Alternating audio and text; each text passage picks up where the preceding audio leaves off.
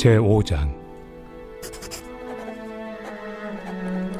그리스도께서 우리를 자유롭게 하려고 자유를 주셨으니 그러므로 굳건하게 서서 다시는 종의 멍에를 매지 말라. 보라, 나 바울은 너희에게 말하노니 너희가 만일 할례를 받으면 그리스도께서 너희에게 아무 유익이 없으리라. 내가 할례를 받는 각 사람에게 다시 증언하노니 그는 율법 전체를 행할 의무를 가진 자라. 율법 안에서 의롭다함을 얻으리 하는 너희는 그리스도에게서 끊어지고 은혜에서 떨어진 자로다. 우리가 성령으로 믿음을 따라 의의 소망을 기다리노니 그리스도 예수 안에서는 할례나 무할례나 효력이 없으되 사랑으로서 역사하는 믿음뿐이니라. 너희가 다름질을 잘하더니 누가 너희를 막아 진리를 순종하지 못하게 하더냐? 그 권면은 너희를 부르신 이에게서 난 것이 아니니라. 적은 누룩이 온 덩이에 퍼지느니라. 나는 너희가 아무 다른 마음을 품지 아니할 줄을 주 안에서 확신하노라. 그러나 너희를 요동하게 하는 자는 누구든지 심판을 받으리라. 형제들아, 내가 지금까지 할례를 전한다면 어찌하여 지금까지 박해를 받으리요? 그리하였으면 십자가의 걸림돌이 제거되었으리니 너희를 어지럽게 하는 자들은 스스로 베어버리기를 원하노라. 형제들아, 너희가 자유를 위하여 부르심을 입었으나 그러나 그 자유로 육체의 기회를 삼지 말고 오직 사랑으로 서로 종로를 타라. 온 율법은 내 이웃 사랑하기를 내 자신같이 하라 하신 한 말씀에서 이루어졌나니 만일 서로 물고 먹으면 피차 멸망할까 조심하라. 내가 이르노니 너희는 성령을 따라 행하라. 그리하면 육체의 욕심을 이루지 아니하리라. 육체의 소욕은 성령을 거스르고 성령은 육체를 거스르나니 이 둘이 서로 대적하므로 너희가 원하는 것을 하지 못하게 하려 함이니라. 너희가 만일 성령의 인도하신 바가 되면 율법 아래 있지 아니하리라. 육체의 일은 분명하니 곧 음행과 더러운 것과 호색과 우상 숭배와 주술과 원수 맺는 것과 분쟁과 시기와 분냄과 당 짓는 것과 분열함과 이당과 투기와 술취함과 방탕함과 또 그와 같은 것들이라. 전에 너희에게 경계한 것 같이 경계하노니 이런 일을 하는 자들은 하나님의 나라를 유업으로 받지 못할 것이요 오직 성령의 열매는 사랑과 희락과 화평과 오래 참음과 자비와 양선과 충성과 온유와 절제니 이 같은 것을 금지할 법이 없느니라. 그리스도 예수의 사람들은 육체와 함께 그 정욕과 탐심을 십자가에 못 박았느니라. 만일 우리가 성령으로 살면 또한 성령으로 행할지니 헛된 영광을 구하여 서로 노엽게 하거나 서로 투기하지 말지니라. 2021년 2월 5일 새벽 하나님의 말씀은 갈라디아서 5장입니다. 바울은 5장 2절에서 12절에서 다시 한번 유대주의자들의 요구가 얼마나 무서운 결과를 가져오는가에 관하여 말하고 있습니다.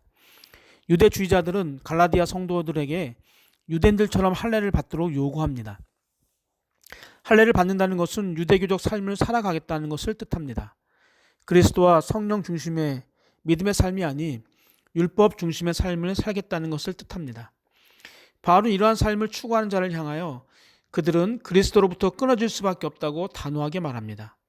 왜냐하면 바울이 볼 때 할례를 받는다는 것은 사실상 그리스도와 성령의 사역을 거부하는 행위이기 때문입니다. 진정한 크리스천의 삶은 인간적인 행위를 자랑하고 거기에 신뢰를 두고자 하는 유대교적인 삶이 아니라 그리스도를 중심으로 성령 안에서 살아가는 믿음의 삶입니다. 갈라디아 성도들은 처음에는 그리스도와 성령 안에서 사랑과 믿음의 삶을 추구하였습니다. 그들의 출발이 좋았다는 것입니다. 그러나 유대주의자들의 유혹이 찾아오면서부터 교회 안에 혼란이 일어나게 됩니다. 하지만 사도 바울은 자신이 전한 그리스도의 복음이 헛되지 않을 것임을 확신합니다. 이유는 갈라디아 성도들을 위해 죽으신 그리스도의 십자가의 사역이 무효화될 수 없기 때문입니다. 크리스천의 삶의 원천이 바로 여기에 있습니다. 우리는 때때로 세상의 유혹을 받을 수 있고 때때로 실수하고 또 범죄에 빠질 수도 있습니다. 그러나 우리의 삶의 원천은 우리를 사랑하시고 우리를 구원하신 예수 그리스도의 십자가의 사역과 성령의 사역에 있기에 승리할 수가 있는 것입니다. 바로 이미 5장 1절에서 그리스도께서 우리를 자유롭게 한 사실을 강조하고 있습니다. 그러나 그리스도가 주신 자유가 우리 마음대로 살아도 된다는 식의 방종을 위한 자유가 아님을 밝힙니다. 하나님은 본래 우리 인간을 자신의 형상으로 창조하셨습니다. 하나님의 형상으로 창조하셨다는 것은 우리가 전적으로 하나님을 사랑하고 이웃을 사랑해야 할 존재로 지으셨다는 것을 말합니다. 그런데 죄가 들어오면서부터 하나님의 형상은 더럽혀졌고 우리는 하나님을 사랑하기보다 온갖 형태의 피조물을 더 사랑하게 되므로 하나님과의 관계가 단절되고 말았습니다. 그러나 예수 그리스도의 십자가의 사건으로 이 모든 것이 다시 회복이 되었습니다. 그러므로 우리는 당연히 하나님을 사랑하고 이웃을 사랑해야 합니다. 그리고 우리를 둘러싸고 있는 모든 자연 세계와의 관계도 새롭게 회복을 시켜야 합니다. 이것이 바로 오직 사랑으로 서로 종노릇하는 것입니다. 그렇다면 우리가 어떻게 사랑으로 서로 종노릇할 수 있을까요?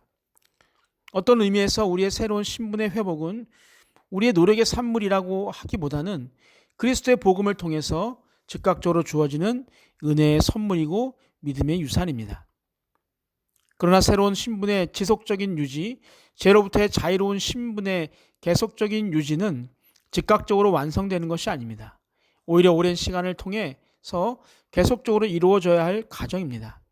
그렇기 때문에 이것은 명령문의 형태로 우리에게 글로 주어졌습니다. 여기서 우리는 새로운 형태의 율법이 우리에게 주어진 것은 아닌가라고 생각할 수 있습니다. 그렇습니다. 우리에게 새로운 사랑의 율법이 주어졌습니다.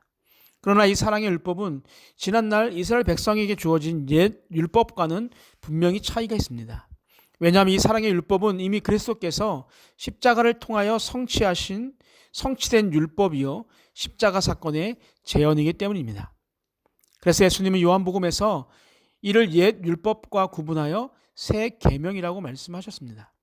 또한 이 사랑의 율법은 그것을 성취할 수 있게 하시는 성령과 함께 주어졌습니다. 그러므로 성령을 쫓아 행하는 자는 이 사랑을 행할 수 있습니다. 성령이 없이 율법을 행하려고 할 경우 율법의 근본 목적인 사랑을 이루지 못할 뿐 아니라 오히려 마음에서 갈등과 미움을 가져오게 됩니다. 그러나 성령이 그 삶의 주인이 되어 성령을 쫓아 행하는 경우에는 오히려 사랑을 행하게 됨으로써 율법으로부터 자유롭게 됩니다.